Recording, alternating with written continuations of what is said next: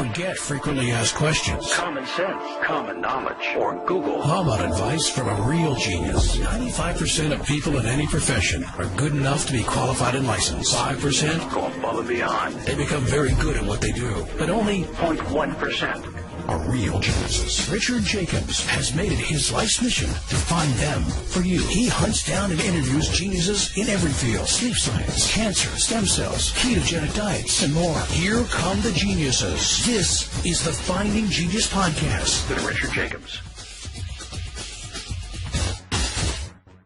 Hello, this is Richard Jacobs with the Finding Genius Podcast. I have a really great and important guest today. His name is Ken McCarthy. He's a man of at least two big abilities that I know of. So I've been following him for many years in the marketing world. He's one of the original pioneers of the movements to commercialize the internet itself. He sponsored the first conference on the subject of web's commercial potential in 1994 with Netscape founder Marc Andreessen, who was a featured speaker. Ken has run, or he had run, what's called the System Seminar, which was a huge grouping of all kinds of people using the internet for advertising and marketing, and he's been a voice in the marketing world for a very long time. I've followed his work, and it's always great. I'm currently a member of his System Club, and I get a lot of great information from him. The purpose of today's interview, though, is not about the marketing side of him necessarily, but he's been a big voice and an advocate in bringing clarity to what's going on with this COVID craziness. Contrary to what the main media says and what a lot of people are echoing, he's providing a very different perspective on it with historical documentation. And at times he's been perhaps the only voice of reason. And so I wanted to have him on the podcast to talk about COVID and what his perception is and why it may be different from the stuff you're seeing out there in the main media. So Ken, thanks for coming. Oh, thanks for asking me. I appreciate it. Yeah. What was it like for you when, the COVID first came on your radar, and what were your thoughts when it first appeared? Well, my first reaction watching the Chinese stuff was, wow, this looks crazy. And I immediately noted that Wuhan is the most air polluted city on the planet by a significant factor. In fact, the pollution that comes out of Wuhan is so bad that people in other countries experience it. I mean, it is perhaps the most unhealthy air environment ever produced by human artifact. People were wearing masks just going back and forth to work long before we'll call it the scamdemic.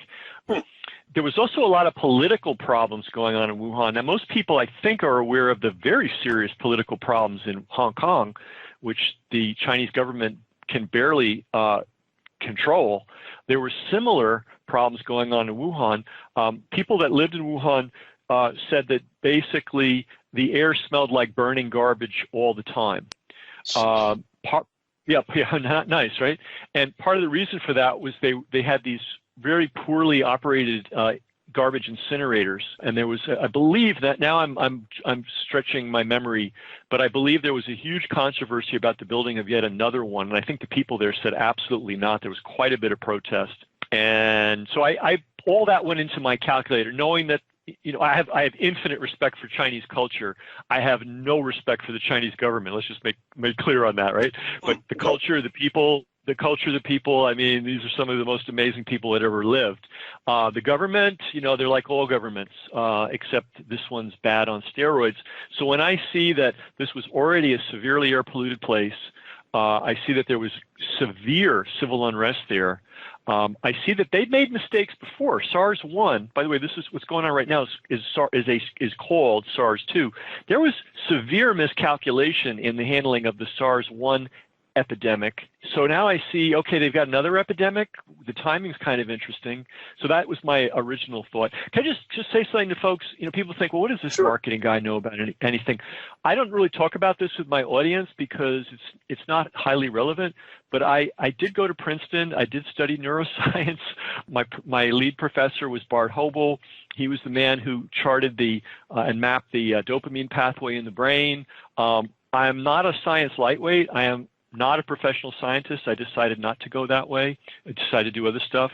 I will say this, which was very interesting and very formative for me. This was late 70s, early 80s, and this was before pharma colonized neuroscience, though they were already in the process of attempting to colonize it. And Hobel was an ethical scientist, which is an important distinction, because believe me, there are many scientists who are little different than street prostitutes.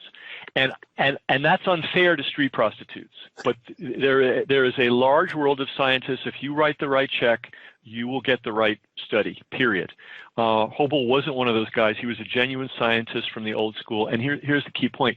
He talked to us about the fact that altering the neurochemistry of people's brains was a very dangerous undertaking, not to be undertaken lightly, okay? Fast forward only about 10, 15 years, and we have school teachers essentially prescribing pretty powerful psychoactive drugs, Adderall, Ritalin, those are not trivial drugs, to school children, and putting pressure on parents to put their kids on a lifetime dose of drugs which actually alter not just the brain chemistry, but the actual neuronal structure at that level, right? So I not only had a better than average grounding in science and biochemistry and anatomy and physiology and how to think. I also had the benefit of a serious senior scientist warning us that pharma was attempting to pervert the science. So that was in my brain from age, yeah, right, So that was in my brain from age 19 on, right? So that was a big help to me. So I'm a bit of a skeptic. I have a library full, and I don't mean, a book or two. I'm talking about shelves of books, and many, many, many books have been written on fraud in science, particularly medical science, because it's such a lucrative practice.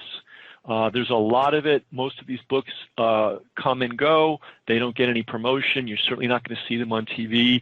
And while I'm on my mad riff, let me just say this. There has been a total co-opting of the news media by the pharmaceutical industry. You can go on YouTube and you can see hard-hitting investigative TV reports about fraud and misconduct in pharma from the 60s, from the 70s, from the 80s, from the 90s, and then they disappear. Yeah, oh, absolutely. Just you can see amazing stuff about previous flu, virus frauds. But what happened? What happened is very simple. They made the advertising of, and this is where my marketing expertise comes in, they made the advertising of pharmaceutical products legal on United States television and in print media too. It was not legal previous to that. There's only one other country in the world that is so misguided as to allow that, and that is New Zealand. And if people look into New Zealand has completely lost its mind over the scamdemic. 5 cases, right? And they locked down again, It's ridiculous. Yeah. Australia has gone back to becoming a penal colony again lately. Well, you know what? It's very interesting because, of course, it was founded as a penal colony, and, it is a Commonwealth issue. We've got the UK, New Zealand, Australia, and Canada all losing their minds over this. And there's a really interesting piece of video which people can find without, I think, too much trouble. And it goes back to the starting of the Iraq War, the second one. And somebody found video of the Prime Minister of Australia explaining how Australia was in. And then they also found the video of the Prime Minister of Canada explaining we're in. They were both reading literally from the same piece of paper. So there is a coordination between the Commonwealth countries that's not apparent, not always obvious, but when, to put it this way, when it's serious, they all go into lockstep. How that works, I don't know, but you can see the undeniable evidence of it. We see it in this COVID caper. Yeah, that's what I was wondering. I mean, this will be a little bit further along in the conversation, but I've spoken to a lot of people about what they think is happening in the U.S., and I get, a whole set of answers.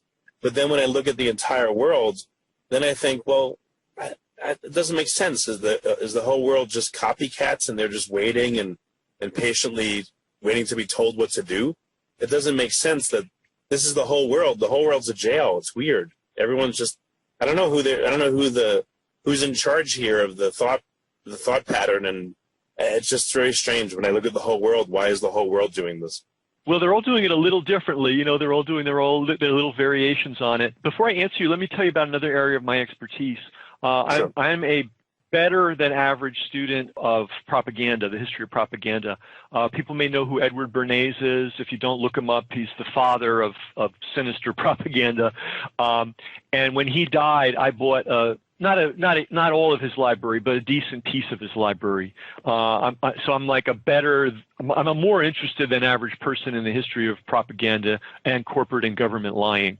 So we've got to look at the infrastructure of things. So I always say that, you know, for there to be a scam, there needs to be a scammer.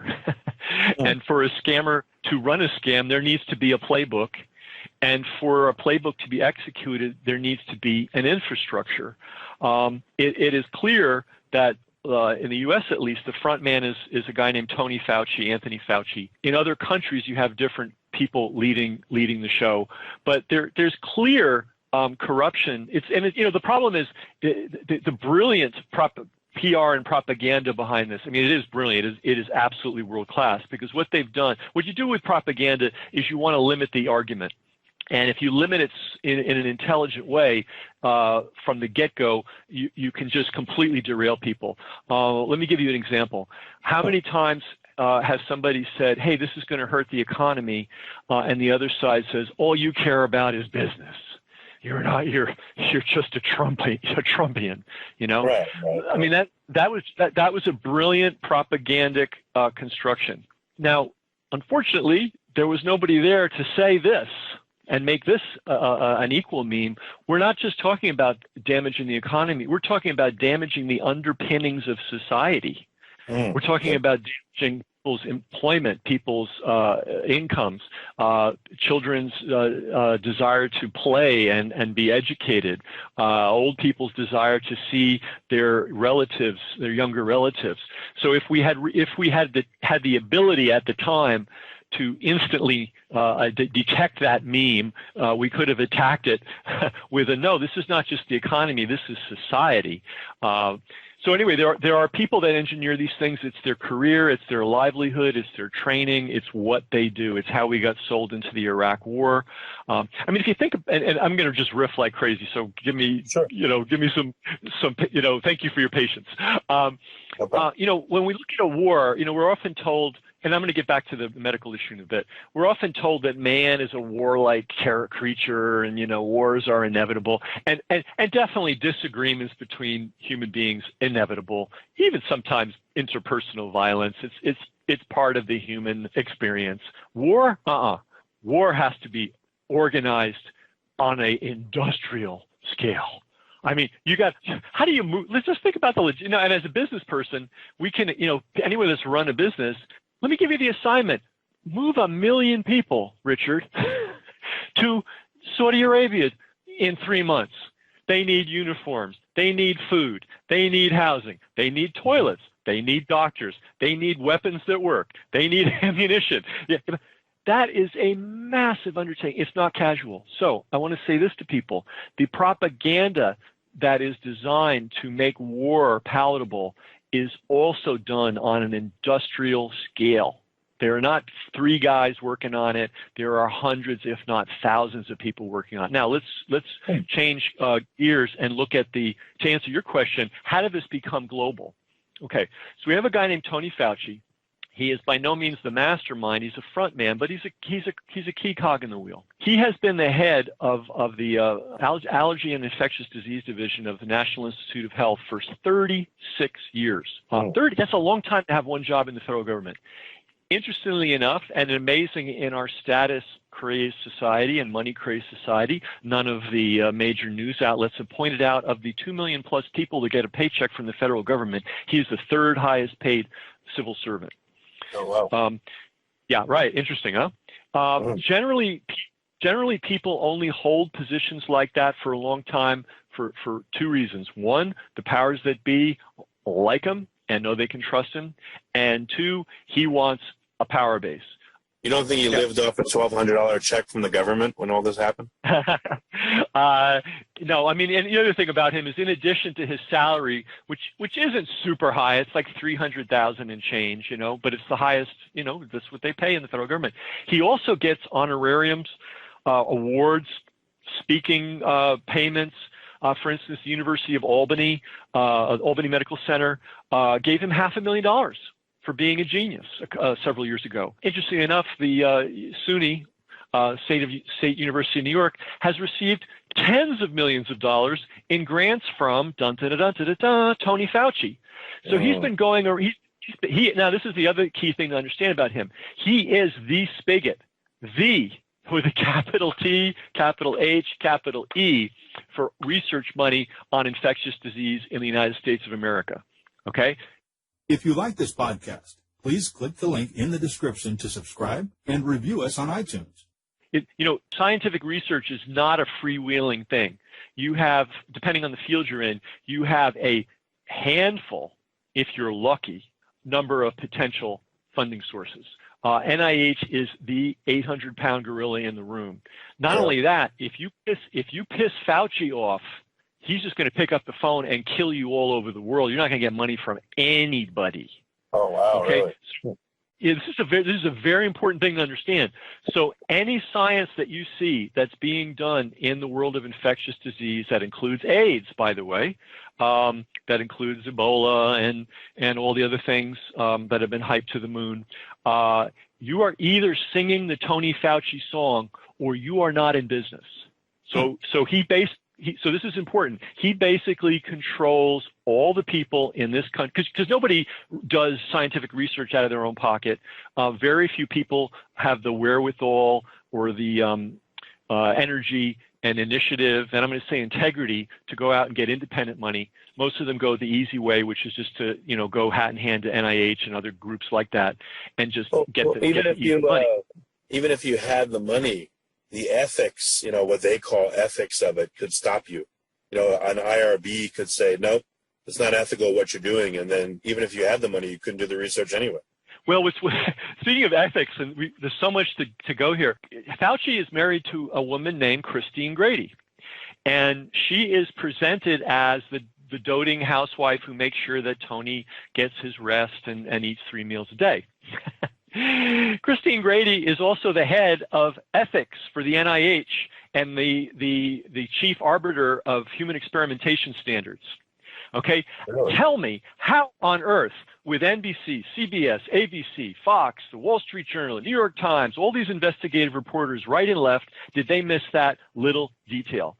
So when we hear about, we're going to speed up the vaccine, we're going to drop stages, we're going to do stages simultaneously, we're going to skip animal testing and all this stuff, that's coming out of Christine Grady's office, and Christine Grady is Tony Fauci's wife. She did the same thing with AIDS. In fact, she wrote a book about it. She wrote a book called, I think, In Search of the AIDS Vaccine.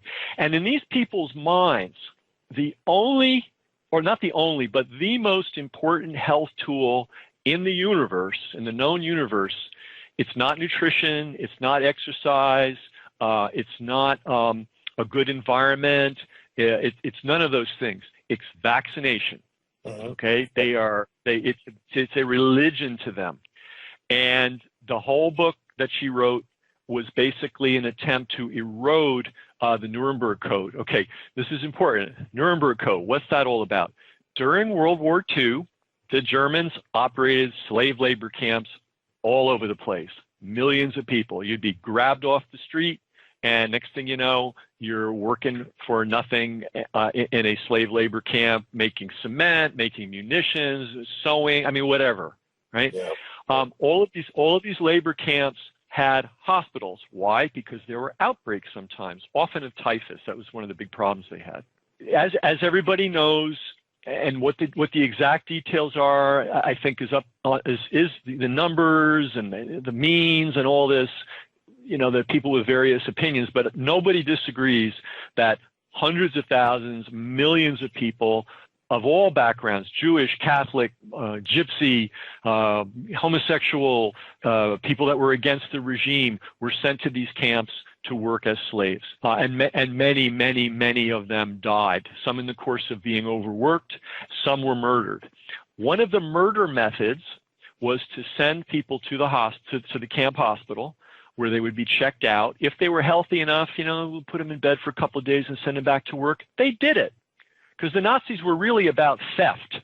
They did have crazy ideas, and they were anti-Semitic, and all that. That was all true, but they were primarily about theft and they wanted bodies working for free to do what they needed done. So anyway, they had medical care at these slave labor camps. If you were healthy enough, they would, maybe give you some penicillin and send you back to work. If you weren't healthy, they'd just kill you with an injection. So we hear about the ovens, we hear about the gas chambers, we hear about all this stuff. What we don't hear about were medical doctors administering fatal shots of toxic poisons to kill people. The book is The Nazi Doctors, written by, I believe, Jay Lipton. Very serious book, very well documented. And you might say, Ken, what's all this about? Okay, I'm going to bring you to the point in a second. Sure. Okay, as people probably know, it is a grand tradition among Jewish people to go into medicine. My son, the doctor, right? And so that profession had many, many, many, going back to medieval times, many Jewish people in it. When the Nazis took over Germany, one of the first things they did was harass the Jewish physicians. If they were heads of hospitals, if they were heads of academic departments, they would harass them out of their positions and replace them with card-carrying Nazi physicians. Under the Nazi regime, the profession that had the highest percentage of card-carrying Nazis, I'm not talking about just German people that went along to go along, I'm talking about people that were into it, was the medical profession. Okay, so what you had was a wholesale cleaning out of capable, competent, dedicated physicians replaced by basically political hacks who did what they were told in the service of the Führer. Okay, we have something very similar to that in the United States right now, except the Führer is the pharmaceutical companies, and they call the tunes. They call the tunes at the level of the medical schools. They call the tunes at the level of the medical journals. They call the tune at the level of the medical associations. They certainly call the tune at NIH and the CDC and the World Health Organization. They have their financial tentacles into everything. And it is progressively becoming harder and harder for real doctors to practice real medicine, and doctors are relentlessly being converted into basically pill dispensing machines in the service of the pharmaceutical industry. And people that don't play along leave the profession or don't enter the profession. I have a young nephew, very bright. He was at the top of his class. He just couldn't take all the crap that he was seeing in the actual practice of medicine and just dropped out of the field. So we're getting the hacks that stick around and the people of integrity and intelligence that decide to do something else with themselves. It's a real problem. So we've got parallels going on. So let me say this too about Fauci. It's not just that he controls the research. Okay, if you're a university, you're dependent on research funds. So him and his network not only control what researchers do, they also control the kind of science that universities will talk about and accept and promote. Like I mentioned, I went to Princeton. I get the Princeton Alumni Weekly. I cannot see a single word. I have not seen a single word of even a whiff of dissent with this bullshit anywhere within the Princeton Alumni Weekly. They're saluting the flag and they're marching in lockstep. Now, I know for a fact there have to be professors there who are quietly saying this is bullshit, because there are at Yale, there are at Stanford, there are in the European universities, there are in the Asian universities. But why are they staying in lockstep? They don't want to rock the boat. They want that research money. I've seen some doctors, from various arenas speaking out, but they're getting censored. I'm seeing their videos on YouTube and stuff on Twitter, and then it disappears. And then I check with them on their websites, and they say they've been censored. Yep. we have to understand too, more progressively more and more doctors are working for medical groups as opposed to the sole practitioner. What we're seeing are sole practitioners, or in the case of those two great guys in the Central Valley in California, they were entrepreneurs and they were the boss, right? And they had their own clinics all over Central Valley, California.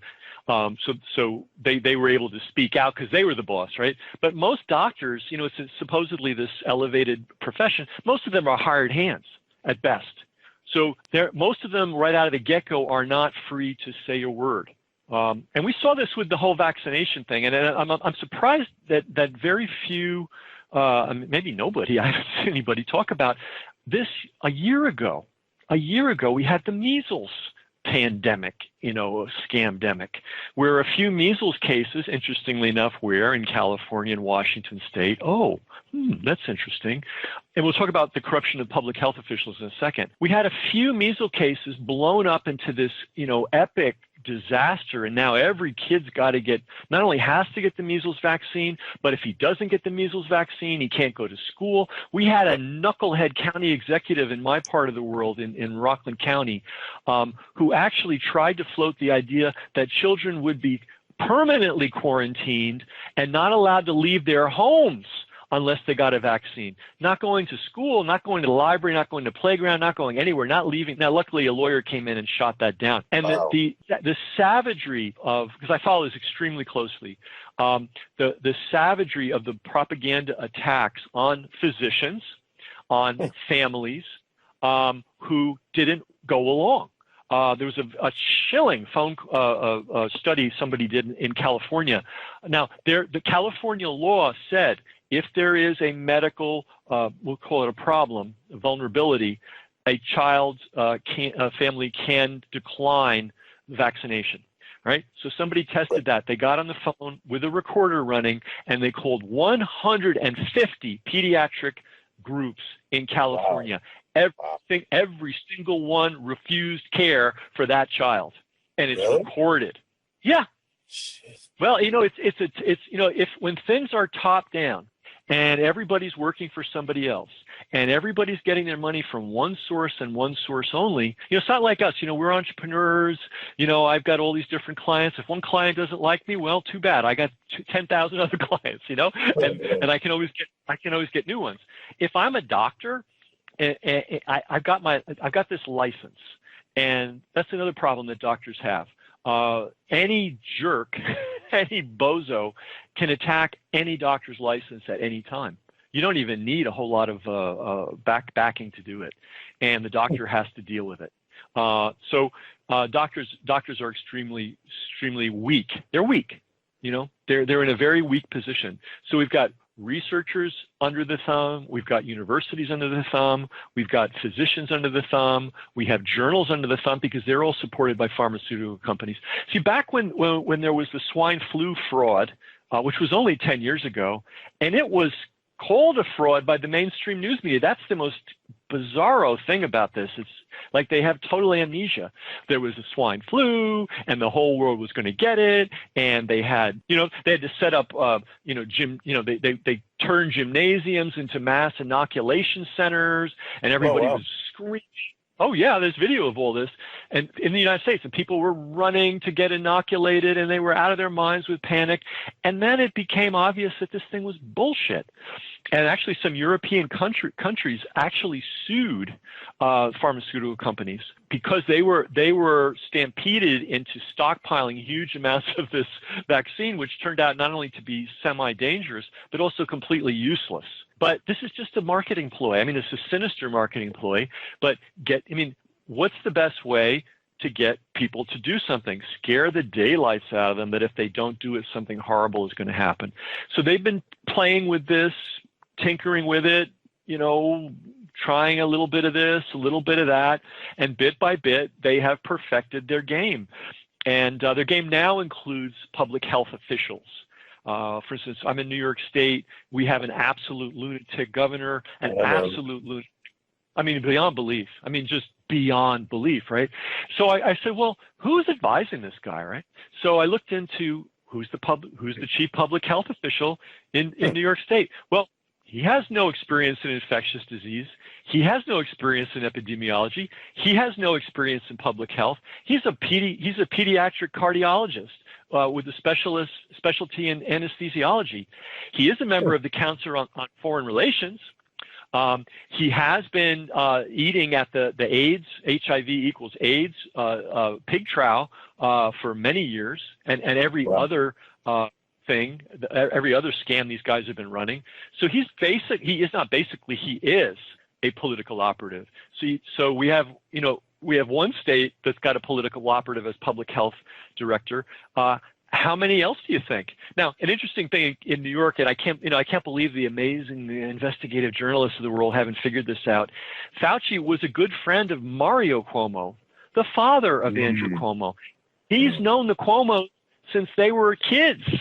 And I have video of that, of the other one, Chris Cuomo, the idiot that works for CNN, just admitting that, we have his, go ahead. I'm sorry. I understand all day about this. Go ahead. No, it's okay. I understand that doctors are, they hang the license over their head like sword of Damocles, their way to make money. I understand how they could easily be co-opted.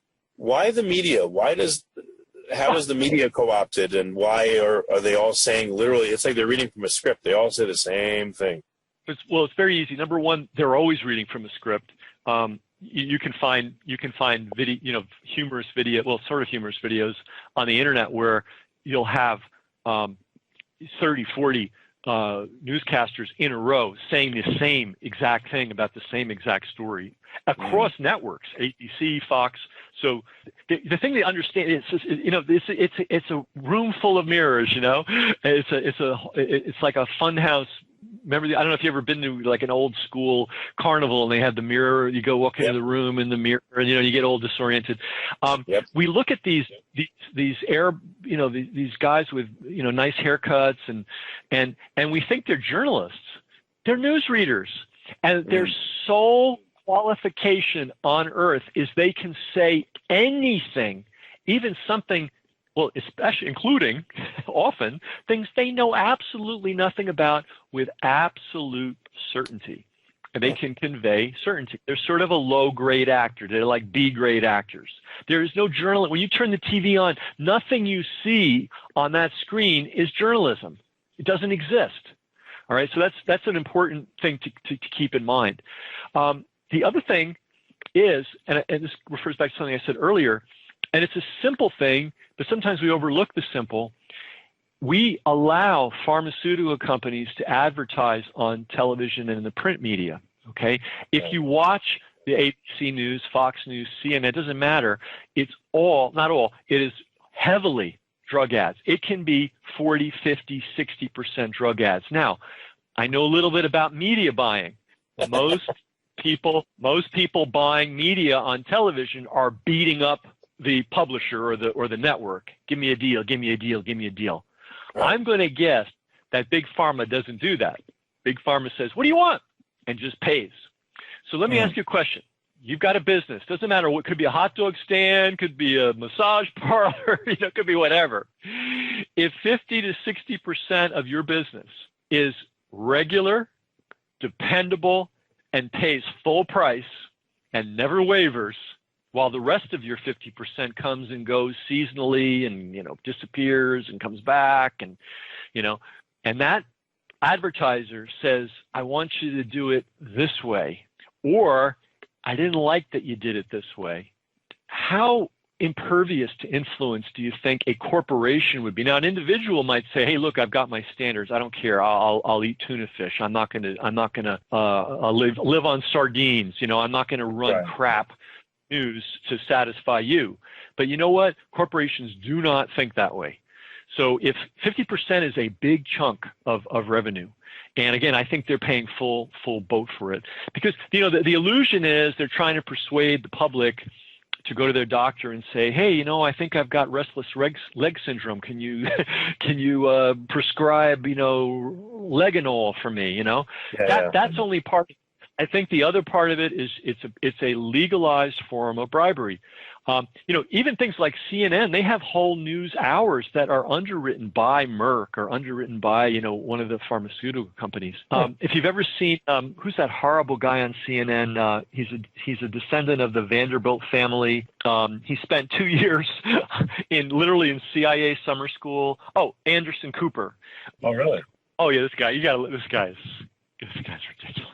If you hunt around and you'll find clips where he's doing, quote, interviews about pharmaceutical issues, and God help anybody that's coming down on the wrong side of big pharma, he suddenly becomes the bulldog. It's really quite an interesting phenomenon. And it makes sense because what does he make? $15 million a year? He knows where his bread is buttered. He doesn't care. He's one of these people that has no integrity, money uber alles for him.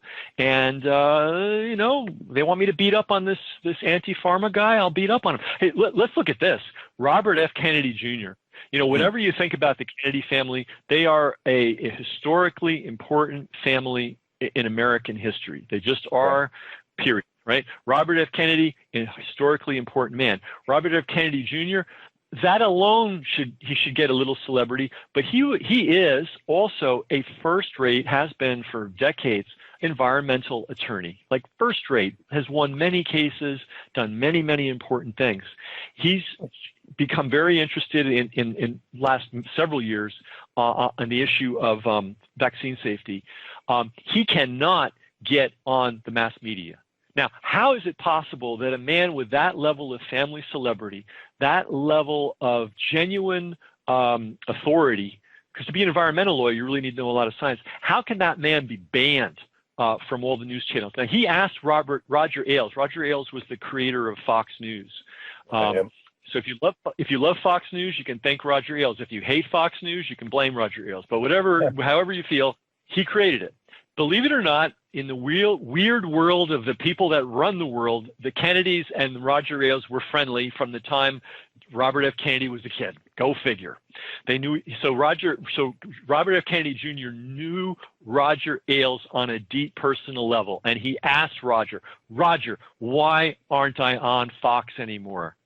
And Roger Ailes told him, Bobby, if I have you on, the phone's going to ring, and it's going to be Rupert chewing out my ass. Rupert Murdoch has deep connections to GlaxoSmithKline. His son, who is basically a felon who got away, he's the person that was hacking into people's private cell phone conversations, and then he went and paid witnesses off £1 million at a time. Of course he didn't go to jail. I don't even think he got charged, but he was exposed, right? Somehow he was put on the board of GlaxoSmithKline. I literally read pharmaceutical industry journal stuff where one guy was going, I don't get it. This guy has no qualification. He was genuinely mystified. He's like, this guy has absolutely no qualifications for this job at all. What's going on? Well, interestingly enough, Murdoch owns the Times of London, and there was I believe, a justified scare in the UK about this sudden mania for vaccinating children, especially with multiple vaccinations at one time. And people getting concerned about it, and a esteemed what do you call the guy that studies the digestion? Oh my God, gastroenterologist or something. Yes, exactly. He was having people show up at his door saying, "Our children their guts are wrecked." Like, we're not talking about minor problems. We're talking about catastrophic, mind-bending, never-before-seen, horrifying problems. So being a serious scientist, he looked into it, and what he noticed was a lot of these kids also had autistic symptoms, and he started to hypothesize that maybe, since we'd never seen this kind of disorder before in children before, it might have had something to do with these vaccinations. So he put out a paper which was clearly The language was clear. It's a hypothesis basically saying this is something we should look into. Well, the Times of London, in the form of a guy named Brian Deer, who they subsidized to a crazy degree, and he spent basically his life for several years creating every possible slander against this doctor, and succeeded in having him drummed out of medicine. And I mean, it's just a horrible thing. So when you ask how is it that the news media is in lockstep, well, the owner of Fox News is deeply involved with GlaxoSmithKline, which is the #1 vaccine manufacturer in the UK. This is, by the way, this whole scamdemic is a vaccine play. And it's very clear. I stumbled on some video just the other day. I was kind of surprised to see it. And you've got Pierre Trudeau. Is it Pierre Trudeau? Is that what you call that guy? Trudeau? I know the father was Pierre. I don't know what the young guy. I know it's not Gary Trudeau. It's a more evil form of Trudeau. But we'll call him a Trudeau, and he's Prime Minister of Canada, and he's a zero mentally. And he was literally reading from a script, and there was snowfall. Okay, so now snow falls a little later in Canada than it does down here, but still, it had to be April, probably not May, could have been March. And now here's the key: he was saying, let's call it April, there will be no return to normalcy until we have a vaccine. Yep, I heard that a lot. Now, but think about the logic of that, right? The disease was new. So, how could anybody have projected that it wouldn't have passed by itself, A, B, like most epidemics do, assuming the thing's even real, which is a whole other scientific issue, which we'll leave for another time. But let's assume the thing's real. These things spike and disappear. That's their history. That's what they do. Yep. So how could you have known early in the game that wasn't going to happen? How could you know that there was never going to be an effective therapy for this particular disorder? How could you have known that in March or April? How could you have known that the only solution was a vaccine? Now, here it gets even more bizarre. Fauci has been working on an AIDS vaccine since, are you ready? 1984. He promised in 84 that he'd have it in a couple of years. Well, it's 36 years later. We do not have an AIDS vaccine. However, if you tally up all the research money that has been spent on the HIV equals AIDS hypothesis, this is mind-boggling, but I had somebody that really knows how to do this kind of research do it. It comes to over $500 billion. So in the last 36 years, over $500 billion has been spent researching the HIV equals AIDS hypothesis, and we don't have a vaccine. So that's piece one about this vaccine insanity. Number two, contrary to the news media's bullshit, coronaviruses are not new. Coronaviruses are common and have been in humanity probably as long as humanity has existed. They carry the common cold. All right. They have been trying to develop vaccines against coronaviruses, that class of virus, for decades. They have never succeeded. All they have succeeded in doing is severely injuring a lot of test subjects. So here's another piece of logic which somebody's got to explain to me. If Fauci couldn't develop an AIDS vaccine in 36 years and $500 billion, and nobody has ever been able to develop a corona vaccine in several decades, how in the world are we going to develop, assuming all this stuff is even true, how in the world are we going to develop a vaccine against this coronavirus in 6 months, 12 months, 24 months? The whole thing defies logic. Well, here's the question I'm afraid to ask you is, what's the end game? So, we can assume that there's probably not going to be a vaccine that works. They may cover it up tremendously, but if it's that bad and it kills enough people, they probably can't cover it up, or maybe they can. But what's the end game of all this if no vaccine is found, which they probably won't be? Well, let me cover the cover-up of vaccine injuries, and then let's talk about the end game. Something that people should be very concerned about is the aggressive covering up of the fact of vaccine injury. And again, this was something that hit a critical peak last year, and the people that raised their voices were shouted down. There are indeed vaccine injuries. There is a vaccine court in the United States. It's important for everybody to know if a vaccine maker is insanely negligent and puts Drano in the vials instead of the vaccine, and you get it in your veins, they have absolutely zero legal liability. Okay, all liability for vaccine injury has been passed over to the taxpayers, to the federal government. Okay, that was done by Reagan. So that's something I think a lot of people aren't familiar with, but yeah, and it sounds crazy. Look it up, okay? Yeah. So if you do have if you think you have a vaccine industry and you want to make a claim, you have to go to a special vaccine court. So you're going to have your attorney make the case. Guess who makes the case for the other side? The Department of Justice of the United States. Okay. Oh, yeah, I mean, how about getting into the boxing ring with one hand tied behind your back and Mike Tyson in his prime? How do you think that? How would that work? Now, in spite of that, over $4 billion in settlements have been paid for people that have been injured by vaccines. So whenever you hear somebody say vaccine injury is not an issue, well, it's an issue at least to the tune of $4 billion in a heavily rigged system. So and anybody that talks about vaccine industry, it's funny, injury industry is shouted down. If they happen to be a doctor, they could have their license challenged. If they happen to be a non-tenured professor, their career is over. If they're a tenured professor, maybe they're going to be marginalized. If they're a journalist, they ain't writing anymore. It's been savage. It's been absolute. Maybe they'll have their, on a smaller level, maybe they'll have their YouTube channel turned off, their Twitter channel turned off, their Facebook group delisted. Okay, so the cover-up of vaccine industries, it's funny, I keep making that Freudian slip. The cover-up of vaccine injuries, you can bank on it, okay? It's not a possibility. It already is in play, all right? All right, so now let's go, what is the end game? Well, they're very clear about what their end game is.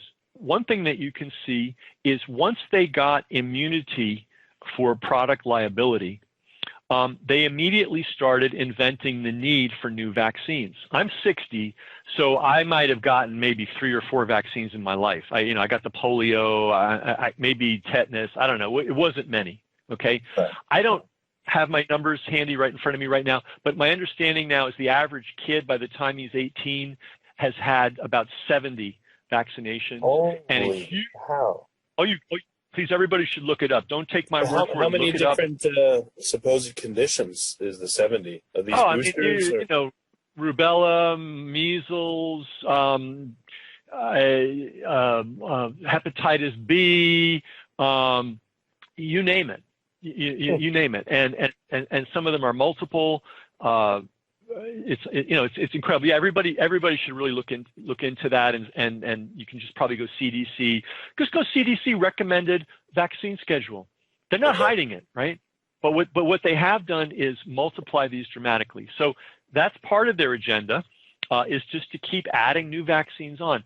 I believe there was that they in quotes detected that they were starting to face public pushback in recent years, which is why last year they ran the measles scam and went on an all-out attack on parents. The other thing they did was they went to state legislatures and said, look, you got to make vaccines mandatory for public education. And some states went along with that. So I believe that they were that was one of the reasons they did what they did last year. I think it's part of the motivation of why they're doing what they're doing this year. I mean, it's like a poker game. They're all in.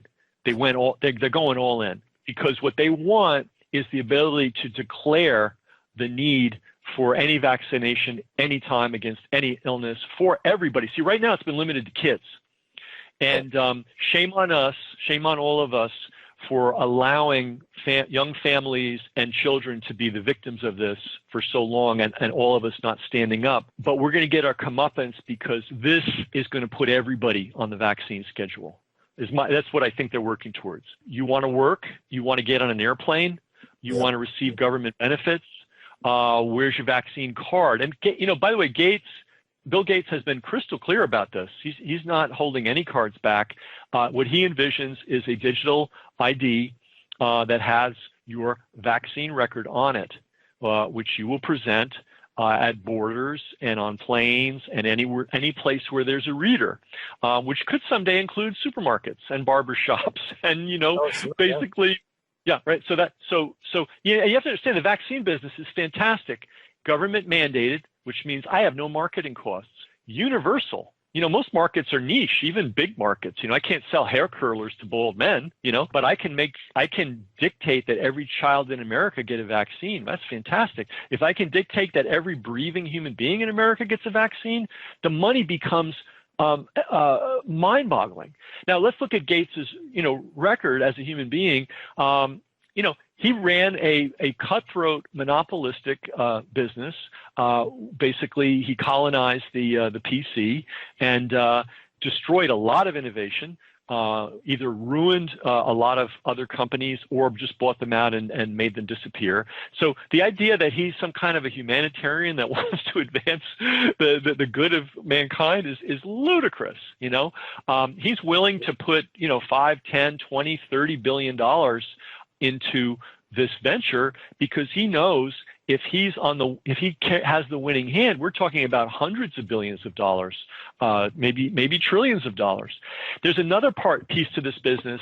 It's not only the money that they'll make from the vaccines, it's money they'll make from managing those digital ID and vaccine records. Okay. I don't know how many people are aware that food stamps these days are no longer food stamps. They're actually an electronic card, and they're actually managed by companies. I haven't looked at this in a long time, so I don't know who's doing it these days, but I believe JP Morgan had one of the contracts to manage, one of these, benefit systems. Okay. They don't do it for free. Funny. I remember McDonald's years ago had like a game where you take these little stamps and you lick them and put them on a card and you get like free McDonald's stuff. I thought, and I'm ignorant, but I thought food stamps literally were like stamps of pictures of food that you put on stuff to get it. Makes sense for a kid to think that way. No, the old food stamps were like, those food stamps were literally printed and they looked like kind of a form of currency, but now it's electronic and it's administered by by contractors, and it's a very lucrative thing to administer. How lucrative do you think it will be to administer a card that every single human being in the world, because he's being very clear about what he wants to do. I'm not putting words in his mouth. I'm not coming up with conspiracy theories. I'm merely quoting what he has stated explicitly. Everybody will have a digital ID that verifies their vaccine schedule to make sure they're up to date on all the vaccines that these guys cook up. Now, there's one last piece to this puzzle, which is the banking world. Okay? We have central banks, and we'll call them private banks, commercial banks. Okay. It is a misunderstanding that central banks control the world. Okay. They really don't. They really only control about 3 to 4% of banking activity. They have tremendous influence, and they can influence things by changing interest rates and dictating what commercial banks can and cannot do. So they have that kind of power. But the vast majority of money that's actually flowing around the world is money that has been generated by commercial lending. Okay? So that's just keep that picture in your mind for a second. In a healthy economy, and we'll use current Germany as a healthy economy, you have 3 tiers of banks. You have super big banks, you have medium-sized banks, and you have small banks. The super big banks lend to the super big companies. The medium-sized banks lend to the medium-sized companies, and the small banks lend to small companies. And that gives you a nice, healthy, balanced, democratic economy. All right? Interestingly enough, Germany, which is it's not a small country, but it's not an India, it's not a German, it's not a Russia, it's not a U.S., it's not a Brazil, it's not China, is one of the top exporters in the world. And by saying top, I think it might be number 3. Like, it's way, way up there. And the way, and this may seem like I'm going off on a tangent, but you'll see where this leads in a second. The reason they're able to compete so well is until recently, their banking system had a lot of diversity into it. I know these days everybody's into diversity. Well, we need banking diversity too, right? So there was, now they're systematically destroying it, but there was a diverse banking system, which means businesses at all kinds of sizes and levels were able to get serviced by banks, right? So what you have in Germany is the reason its exports are so strong and why the country is so prosperous is it is able to develop excellence in a lot of different industrial areas. Many of them obscure, many of them unglamorous, but they make money. So it's not uncommon for a small German business to be the leading, German businesses to be the number 1, number 2, number 3 world exporters in a particular industrial niche.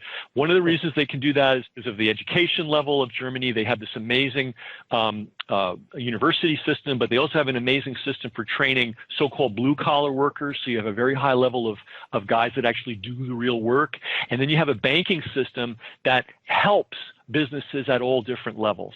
Okay, they had a similar thing in Japan. And what happened in Japan was a lot of guys from Japan went over to the United States because, Japan was defeated by the United States, occupied by the United States. And a lot of Japanese guys went to the United States to learn economics. They went back to Japan and became central bankers. This may seem I'm going way off, but this is a really important piece. So in Japan, you had a dynamic tension between the Bank of Japan and the Ministry of Finance. Okay, so just hang on to those two images. Bank of Japan, Central Bank, Ministry of Finance, the department of the country that was interested in the health of the country economically. Over time, the Bank of Japan, the Central Bank of Japan, slowly started whittling away the power of the Ministry of Finance here's the key, to the detriment of the diversity of the banking system. The banking system became more centralized, less, now here's where we're getting to where this is all leading, less friendly to small business, okay? All right, and basically what had been an incredibly productive economy had the life strangled from it. And basically it's now a zombie economy. The big companies are doing fine. The small companies are staggering. Unemployment's high. Stagnation is the norm. The people at the top are doing great. Everybody else is doing badly. And the diversity of banking options is greatly reduced. There's a guy named Richard Werner, W-E-R-N-E-R. He wrote a book called The Princes of the Yen. He is the expert on this. The ECB, the European Central Bank, is adopting the Japanese model in spades. They are doing, for instance, they adopted all these regulations to control big banks. And big banks need to be controlled because they're run by criminals. And if you don't control those guys, they'll be laundering Colombia drug money. Who knows? They'll do anything. They have zero ethics. So they need regulation. But what they did in the ECB was they took the regulation that was designed for the uber super big banks and they made all the little banks adhere to it. They can't afford to. Right? So they're gradually squeezing the little banks to death. This keeping of the interest rates super low really hurts small banks because banks, they make money on the spread of what they borrow the money from and what they lend it for. And if money is available super cheap, they can't make any spread. So gradually, the small banks, medium-sized banks are being eliminated from Europe. Okay, so now where does all this, so end game. The end game for the central banker scammers is to have everything collapsed into one national central bank. Okay, it means there won't be any Chase Manhattans or JP Morgans or Wells Fargo's or your local bank. There'll be one bank, okay, and they'll control the whole game. Which now we get back to the end game. You've got your card, your vaccine ID. It's also your bank account card. You don't have 10,000 choices of credit cards and banks you could be a member of and brokerage companies and all this stuff. It's one bank, okay? That's where your money is. You make money, you want to save it, it has to go to one bank. It's a bank controlled by government officials, okay? And China's been working on this too, right? What happens when you're doing something that's politically unpopular to the people that run the country? What happens to your bank account? What happens to your ability to spend money, give money, earn money? Hey, we don't like it. You're selling money. You're selling advice to entrepreneurs. We think that's a sketchy business. You don't have a degree. You don't have an MBA. You're not affiliated with an Ivy League business school. We think anybody teaching business who doesn't have those kind of credentials and hasn't been certified is some kind of a scam artist. You may no longer collect money for the conveyance of business advice to small business people. All right. So we're talking about what we're looking at when you talk about an end game is absolute centralization of health and financial matters, and which controls every aspect of your life. Can you get on a plane? Can you get on a train? Can you get on a bus? Can you buy property? Can you rent property? Can you sell property? Can you maintain a bank account? And what we have to see, and I just see this every day, and I'd love for someone to show me where I'm wrong. Part of this scamdemic seems to be a deliberate attack with the intent of destruction of the small business class in the United States. Big businesses can weather this nonsense within reason. The average guy who, luckily I've already made my money. The businesses I have now, they happen to be, mostly digital and entertainment and educationally oriented, so I'm doing fine. But let's say a guy has a laundromat. Well, not a laundromat wouldn't be an example, but a restaurant or a gymnasium or a bar or a lady cuts hair, or all these little businesses that employ millions and millions of people and are the backbone of really America because a lot of people work for them. These people are being massacred. They're being murdered in broad daylight, and they are going to become dependents. And I think when they have created enough economic pain, all this is projection. The things that I said earlier about the scandemic being a scam, I'll bet my life that it's a scam. I can't tell about this other stuff. I'm just looking at the tea leaves, and this is what I see. I thought to myself over this past 6 months, here's just one part of it. How can the entire world keep saying, oh, we don't know about this, we don't know about that? I actually wrote a letter to my state's governor, and I said, you can be, I'm probably foolish for it. They probably laughed, but I said, we've had problems before, and the whole world got together when there was a real significant problem. Why don't you do a bit of testing, pay volunteers to sit with masks, without masks, close to each other, far away, at least figure out that piece of it so that you can say, we know, we've tested it, and we can do X and navigate from here.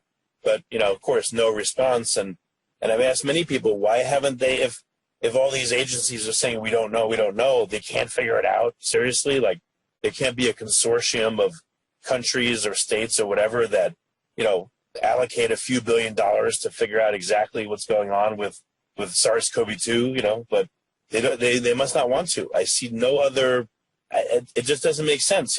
Let's say Estonia. Why can't Estonia say, you know what, we're going to figure this out, and we're going to do this experimentation, and, we're going to be the hero of the world for doing this, or someone that, let's say, doesn't like the U.S., some country. Why can't they do that? But no one has stepped up, and that's what's odd to me. No country in the world, no one has stepped up and said, hey, we're going to get the real information out there. Well, if it looks like a duck and walks like a duck and quacks like a duck, it's probably a duck. I think it's clear they don't want to know. But what they are willing to accept is literally any lunatic who can find any kind of a print outlet, who can put together something, anything even remotely, literate, who predicts doom. That person will get published. It may be in a bullshit journal. There may be no peer review, and it will be picked up by the news media, and it will be spread across the planet. That will happen that happens every day of the week. I'm tracing it. There was a thing called COVID toe. I don't know if you remember that. And then there was a guy who literally wrote an article saying that, all those Black Lives Matter protests with, thousands of people in the streets, that was actually good for public health. Okay, I'm willing to go there. But then he wrote an article saying, that Sturgis thing with all those guys in the streets, that was terrible. That's going to cost the U.S. healthcare system $12 billion. The same guy wrote the same paper, and the news, and the news media published both of them. They thought both of them were marvelous. And I will say this, when people say Black Lives Matter, I say, look, Black Lives has mattered to me my whole life. I was on a track team when I was a grammar school student, and I played basketball. My teammates and the guys I played against and my coaches, we were a multiracial group. I have one of the largest jazz websites in the world. I guess you could be a racist and be in that profession that for as many decades as I've been. It'd be pretty damn hard to pull it off. So Black lives have always mattered to me. So when I say what I'm about to say about the current Black Lives Matter movement, I call it Black Lives Matter 2.0. I think the original movement was probably totally legit. I think what's going on now, I really think is a engineered creation to create distraction among the population. And I'll tell you why. Black Americans have had amazing leaders. Martin Luther King, Malcolm X, Marcus Garvey. I mean, all kinds of Medgar Evers. I mean, all kinds of absolutely men of the absolute highest order, men for the ages. Where do you see them? Where do you see their murals these days? Where's people walking around with signs about them? Okay, I don't see that. What I see is it doesn't exist. Instead, and this poor man that apparently he died. Every death is a tragedy, and et cetera, et cetera. Reality, I don't know how many people did any look into this fellow's background. I mean, this is a guy that was engaged in all kinds of violent crime, including home invasion, where he held a pregnant woman at gunpoint. This was not a nice guy, right?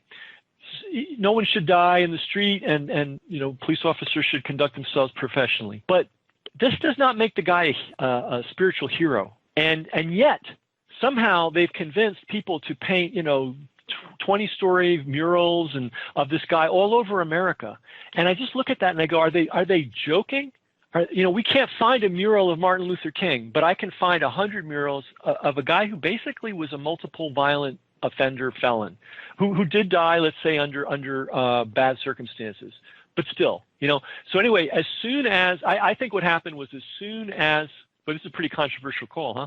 As soon as people were but I don't care, as soon as people were starting to get really agitated about the bullshit of this scamdemic, suddenly we had a national movement of Black Lives Matter 2.0. Okay, right, and I want to distinguish. I want to distinguish between the original. I've marched in Black Lives Matter things, by the way. I'm not some guy sitting back scoffing, but when you see how certain elements now are conducting themselves, setting fire to black businesses, small businesses. Yeah, how does right. Yeah, and what's really weird too. Most recently, in the state of New York, Black Lives Matter 2.0 groups have singled out and attacked restaurants. I've seen 3 episodes of that on video. People, here are these restaurants which employ a lot of minority people. There's a lot of people in this world for whom restaurant work is their first, their best, and maybe their last chance at employment. It's a very important employment sector, right? So when you attack a small restaurant, you're not just attacking the owner or the affluent people that are going to eat. If you feel the need to attack the affluent, you're attacking the dishwasher, you're attacking the utility man, you're attacking the cooks, you're attacking the guy that delivers the food, the produce every day. Are you going to feed those people after you've destroyed their jobs? I don't see that conversation being raised, right? So I've seen 3 pieces of video now where outdoor diners are literally they don't attack them with baseball bats, but they literally wade into the outdoor dining area and start screaming at the diners, forcing them to get up from their tables and flee. Okay, really? Yeah, you can find it. Look up Rochester Black Lives Matter demonstrations, and you'll find a couple of episodes of that. Now, isn't it interesting? The industry that Governor Cuomo has completely savaged, which is the restaurant industry. The industry, which I want to point out, employs 1 out of 10 New Yorkers. Between the waitresses and the cooks and the dishwashers and the guys that deliver produce, that whole complex. That's 1 out of 10 jobs in New York. Okay, and it's small business heavy. He has attacked those people viciously. Right in our county. I don't know how it is in other counties, but if you own a restaurant and somebody goes to your bar and sits at the bar and he's alone, orders a drink, but doesn't have a plate of approved food, can't be nachos, by the way, it's got to be approved food, you are subject to a $10,000 fine. And I was told that there's 4 restaurants in this county that have gotten the $10,000 fine for that. Okay. So in other words, the government has attacked restaurants with a viciousness that boggles the mind. And isn't it a coincidence that Black Lives Matter 2.0 in Rochester right now has singled out outdoor dining as one of their targets? I mean, to me, it just stinks to the high heavens. And I'm a guy that has absolute respect for civil rights and for the rights of African Americans, you know, and not just yesterday or this year or 10 years ago, my whole life. Yeah. So I'm not some, you know, just for anybody listening to this thing, oh, you're a racist, you're this, no. Yeah, one thing I've learned, you know, during this, you know, ridiculousness is the power of labels. You know, for instance, you know, when they talked about canceling elective surgeries, I just had to be honest. I thought, oh, plastic surgery, you know, I didn't realize that you can call cancer screening and transplants and all kinds of normal medical procedures in dentistry elective procedures, you know, I mean, so that was one way in which I saw a label just applied horrifically. And same thing with, I mean, with everything surrounding this nightmare, you know, it's, I just wanted to put that out there, like the power of labels. They can mean anything. You know, like people that say anything about vaccines, they're called anti-vaxxers. And people that say anything about masks are anti-mask and COVID denier. You know, what do you have a lexicon of terms that you found that, you know, have to be dealt with and have to be thought about your response to them? Or, you know, I mean, they're hitting us with a fire hose of stuff like that, and it's literally a full-time job to identify and deconstruct them.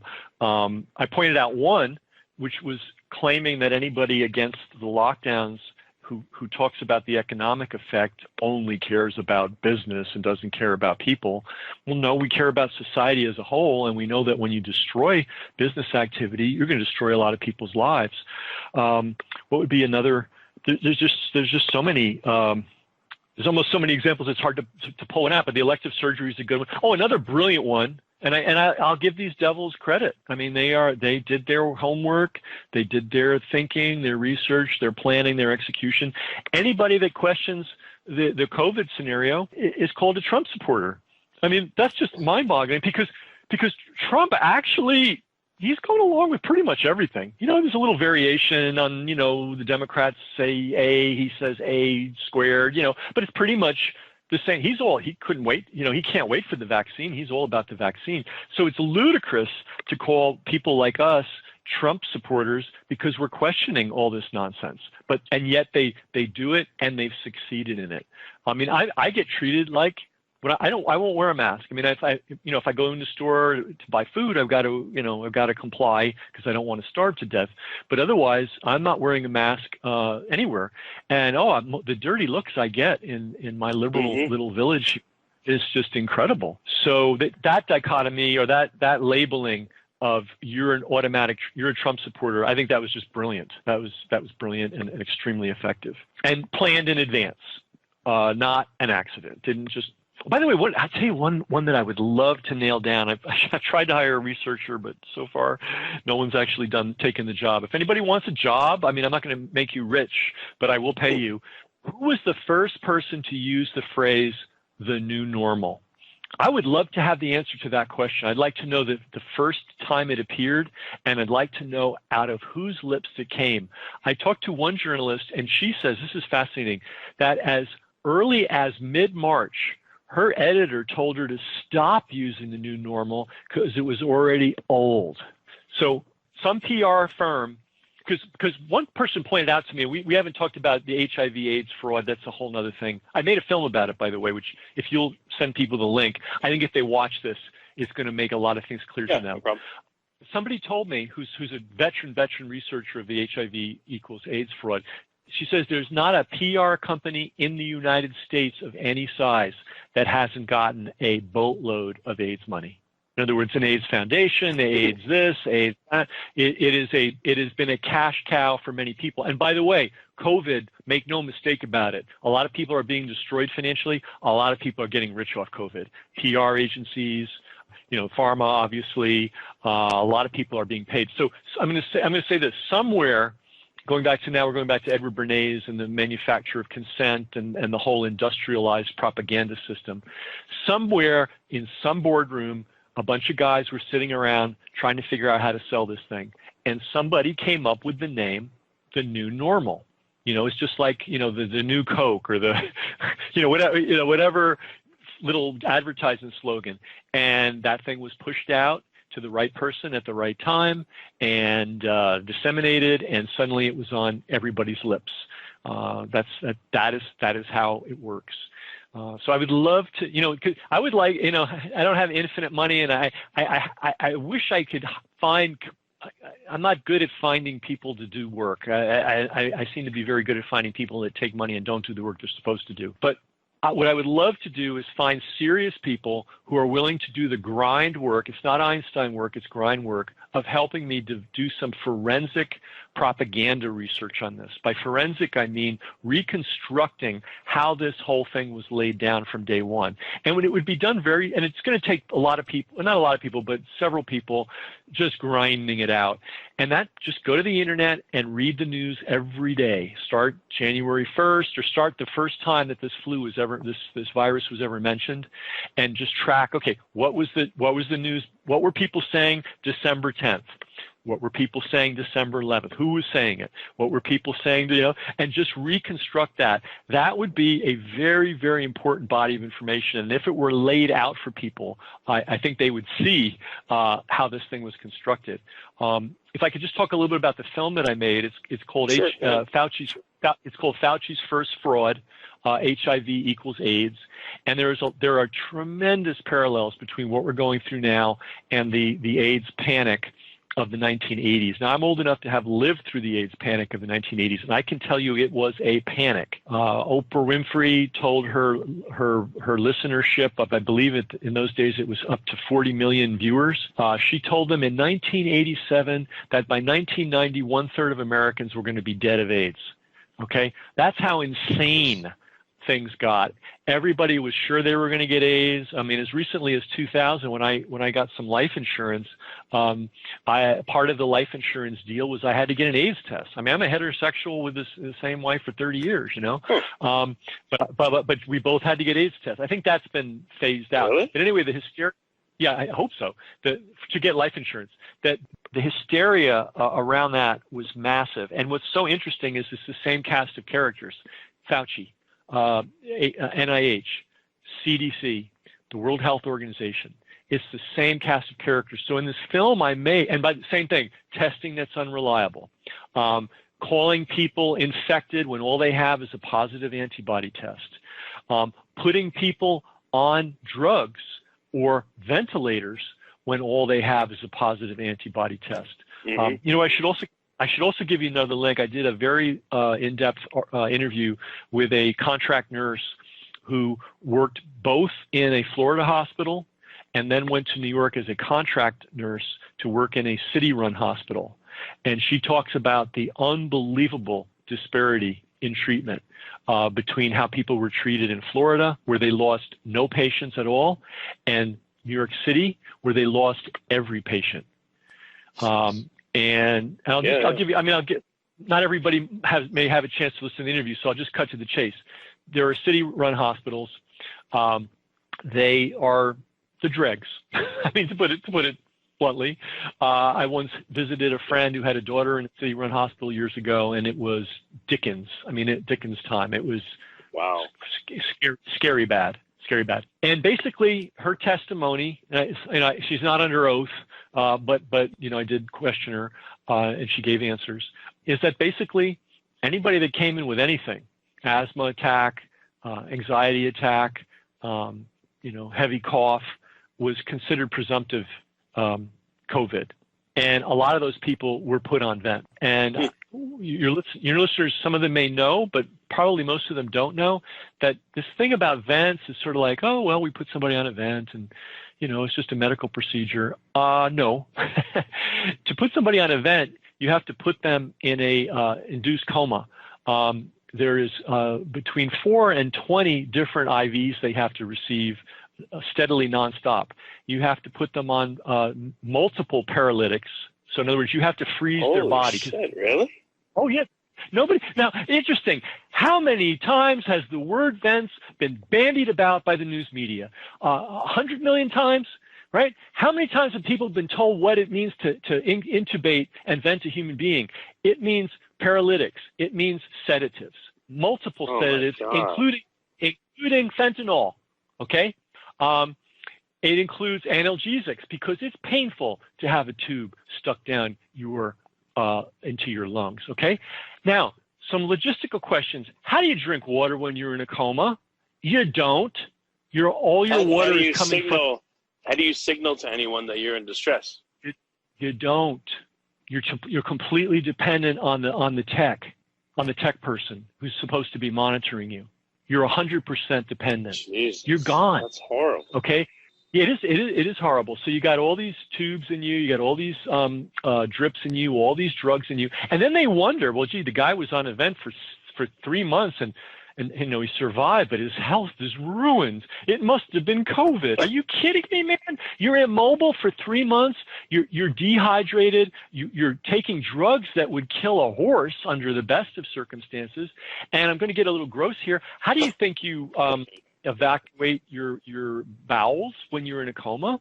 Okay.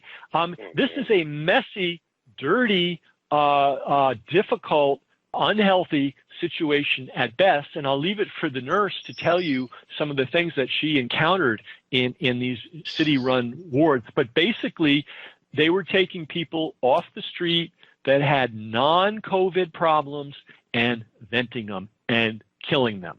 So, now you may say, well, Ken, that's so extreme. You're a crazy man. You're making stuff up.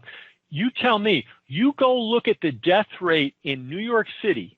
Not, strip it down. Don't do New York State, because New York State as a whole didn't have a very high death rate. The death rate of New York State is distorted by the death rate of New York City. Take the death rate for New York City alone and compare it to any other place on the planet Earth for COVID. It's not arithmetically larger. It's exponentially larger. You tell me how a virus magically became more malignant within the 5 boroughs of New York, or 4, because they didn't have the problem in Staten Island and not so much in Manhattan. It was mainly Bronx, Brooklyn, and Queens. You tell me how a virus killed, X number of people in Texas or in Denmark, but killed 5X in New York City. Tell me how that works epidemiologically. It doesn't. Yeah, it doesn't. It doesn't. So I have an interview with that nurse, and she's an amazing person. She joined the Army when she was 17.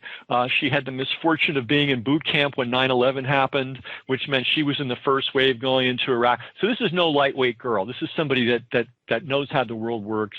She's a veteran nurse, because already she's been a nurse for nearly 20 years. She had the experience. She's a Florida nurse, and she worked COVID cases in Florida. And she said, we didn't bury anybody. And in New York, we didn't save anybody. So I'm going to send folks that link too. Okay, I think that's great. That's great. So this is a dark chapter in American history, and I don't know what to say about it other than that it's really dark. Well, one last thing I wanted to tell you is, this is a short, but it was a terrible realization I had. When I look around at people that just are, they're consuming the media and they're believing everything that they tell them, it's not nice to say, but it seems like a lot of people are cheap. And what I realized is those people that believe that stuff and with no thought, I start to resent them. I'm just being 100% honest here. And my realization was, wow, if someone's easy to control, you start to resent them. You start to hate them and look down on them and scoff at them. And I realized, oh my God, I think a lot of the leaders of our country, our states, the world, whatever, they hate the people they govern. They look down on them and they spit on them.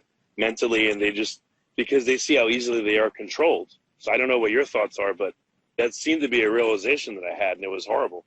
Well, one thing that's absolutely true is in every configuration like that, the governed and the governing, the police and the population, the doctors and the patients, under normal circumstances, there is a dividing line. And, even in a restaurant, there's the people sitting at tables, and then there's what's going on in the kitchen. And it's two very different perceptions of reality. Now, among good people, you do your best not to let those barriers, those walls of division get hard. And you know what I mean? It's like you're a doctor, you care about your patients. You're a waitress, you care about the people you're serving. You're a governor or a government official, you care about okay. But there is definitely a structural possibility of an us versus them mentality forming. And you can see it happen a lot. And I guess it's just a natural mental phenomenon. So to be a developed human being, you got to be A, aware that tendency exists, and B, work daily, hourly, minute by minute, not to let it solidify. I too would have an issue with what you're describing, especially when people are treating me badly. That's when I really get resentful, because I'm like, look, I'm thinking to myself, look, you are participating in the injuring of, if you count the whole world, billions of human beings by wearing that stupid mask and saluting this stupid flag. Don't you tell me, that I'm a bad guy for not wearing one, But I'll tell you about this is a really interesting thing. When I first moved to the Hudson Valley, which is where I live, I was really happy to be in this bucolic, lovely area. And then, of course, within 6 months of moving here, the second largest cement company in the world declared their intention to build the second largest coal-fired cement plant in the world, in the United States, in North America, on the banks of the Hudson River, just 20 miles north of where I live. Now, cement plants, in terms of pollution, it's oil refineries, chemical plants, and then cement plants. They are foul. And generally, cement plants are kept away from human beings. And if a company cares at all, or a country cares at all about their population, they scrub the emissions from cement plants. Cement plants are basically huge super kilns. And the cheapest way to, and this may seem like I'm going on a wild tangent, but I'll bring it back, I promise. The cheapest way to run a kiln is with coal. So, and of course, coal's dirty as hell. It just is. Sorry, coal miners. I don't mean to, hurt your living, but unscrubbed, and we could scrub coal and solve maybe 80% of the coal problems. But that's a whole other issue. We could scrub it at the emissions point, but we don't do it because it costs money. But anyway, coal is dirty, and it produces mercury, particulates, arsenic, lead. I mean, it's just a dirty thing. Now, there happened to be a natural gas line very close to this proposed factory, and the company said, we ain't going to use it. Not only that, we want the right to burn medical waste and automobile tires as fuel for our kiln. In other words, so their intention was to be bad players. Like they didn't care. The family, and like so many of these companies, they're actually controlled by families. This family had a long history in the cement manufacturing industry, going back to Europe, where we were talking about slave labor. They had 11 different slave labor operations in Europe on behalf of the Nazis making cement. So these are just bad players. So anyway, I decided, hey, I don't want this cement plant. And I don't care if every news media person and every local politician is all for it. I'm going to find the people that are against it, and we're going to fight it. We fought for 7 years. The other side put up $50 million. They started out with every advantage in the world, including terrorizing the people of this little city. Initially, people were afraid to put up signs in opposition to the plant. They were afraid their windows would get broken, that kind of thing. All right, so now I'm going to bring it back to what you said. The guy, I was the advisor, but the guy that did the work, believe me, it's easy to be an advisor. You just sit back and you give advice, right? The guy the hero of the story, who I have beyond respect for him, a guy named Sam Pratt. He meticulously built a network of citizens starting one at a time. He got the doctors in, he got the teachers in, he got the small business people in, he got the farmers together, one person at a time, and he built this huge coalition. And 7 years later, we stopped this plant. Okay. So now here's the key. And it's hard for me to do because you got to have the right emotional state and you got to discipline yourself. He never made the people who didn't get it the other. He always remained, I know, right? He always remained patient with them. He always remained in an open educational mode with them. And he was very meticulous about that every step of the way. So I think we all have to, we're all human, and so we got all these weird quirks, and we got all these hormonal things going on, and when somebody opposes us, we want to hit them with a club, it's just caveman stuff, but if we want to be refined human beings, right, we want to grow ourselves, we might follow Sam's model, which is, okay, these people disagree with us, but ultimately, if we're going to win, we can't add to the conflict. Okay, we have to be open and neutralize the conflict, and be willing to just stick it out and educate those who are willing to be educated. I'm not saying it's easy, and I think he's a 1 in a million human being, but it is a model that we can follow. So yeah, I hear you though. I get aggravated to say the least. Yeah. Well, Ken, I know you're going to send me links, which I'll put with the show notes. How else can people engage with you, in a positive way, not a negative one, but how else can they engage with you? Yeah, well, I have a website called kenmccarthy.com, KenMcCarthy.com. I have a book that kind of encapsulates my way of thinking called the System Club Letters. You pointed out earlier in the call that I had this thing called the System Seminar, and I know this sounds like boasting, but email marketing, banner ad marketing, audio marketing, I'm running out of video marketing, pay-per-click marketing, autoresponders. We didn't invent those things, but we were either the first or among the very, very first people to teach others how to use them. I wrote the first article ever on email marketing. One of my students, Rick Boyce, is the pioneer of the banner ad. He is the first human being to go out and sell banner ads, and he learned the whole concept of click-through rate from me. And believe it or not, I don't know why, but a guy that I never met wrote an article for Time Magazine crediting me with being the first person to recognize how important the click-through rate is. So I know a lot about marketing, and I know a little bit about the mechanics of internet marketing, but I'm primarily a direct marketer. I like to think I'm a thinker. I try to think, at least. Let's put it this way: I'm an aspiring thinker. I'll take that. And I put the way I think into this book called the System Club Letters, and it's a series of letters that I sent to my system graduates, and we taught all this stuff starting in '94. So almost anything anybody's doing on the internet, I'll be honest, when I saw Facebook coming, I didn't like the smell of it from day one, and I just couldn't get into it. And though one of my students did write the very first book on mobile marketing, Kim Dushinsky, and she didn't know internet till she saw me, was my student. She said, I have this crazy idea, Ken, about writing a book on mobile marketing. What do you think? I said, go for it. I'll support you every step of the way. So even though I don't have much to say about Facebook marketing, we've been there on virtually every single important thing in internet marketing that's ever taken place.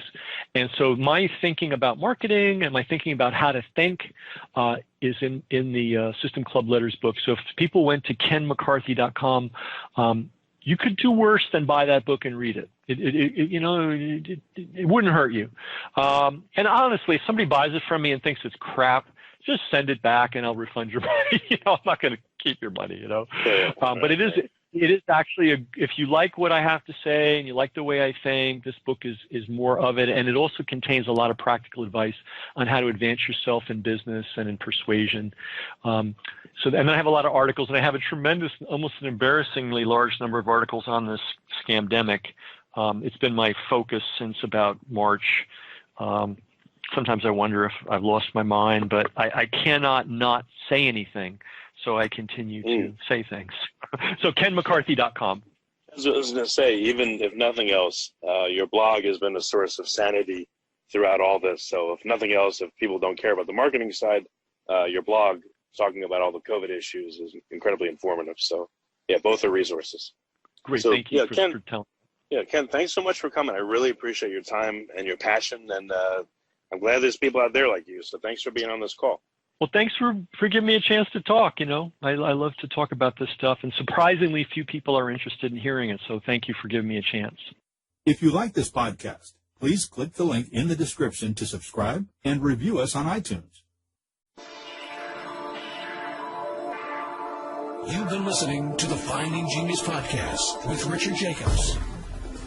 If you like what you hear, be sure to review and subscribe to the Finding Genius podcast on iTunes or wherever you listen to podcasts. And want to be smarter than everybody else? Become a premium member at FindingGeniusPodcast.com.